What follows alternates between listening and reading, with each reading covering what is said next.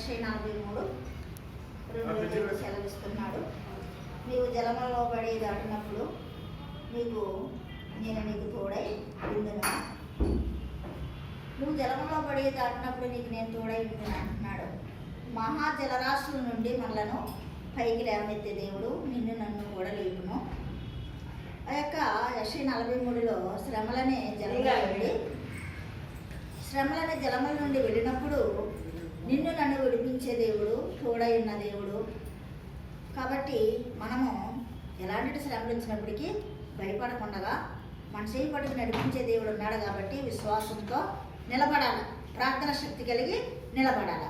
మరి హిజ్కియాతో అంటున్నాడు ఆయన, నీవు మరి యొక్క తేళ్ల మధ్య మరి యొక్క ఇంకేంటంటే తేళ్ళు మధ్యను మరి యొక్క తేళ్ల మధ్యను బ్రహ్మదండి చెట్ల మధ్యను ఉన్నావు కాబట్టి నేను నీకు తోడై ఉన్నానని ఇర్మీయాతో కూడా అన్నాడు.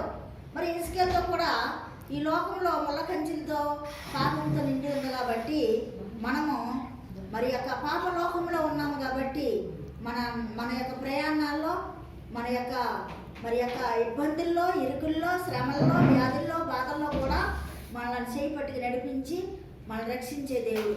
కాబట్టి మనము దేవుని యందు విశ్వాసం కలిగి శ్రమలో వచ్చాయని తప్పిపోకుండా, విశ్వాసంలో వెనక్కి వెళ్ళకోకుండా ముందుకు సాగి ప్రార్థించేవారుగా ఉన్నప్పుడు మహాజలరాశుల నుండి పైకెత్తును, మన లేపును, మనల్ని నడిపించును. ఈ పరిశుద్ధ వాక్యం దేవుడు దీవించుగాక.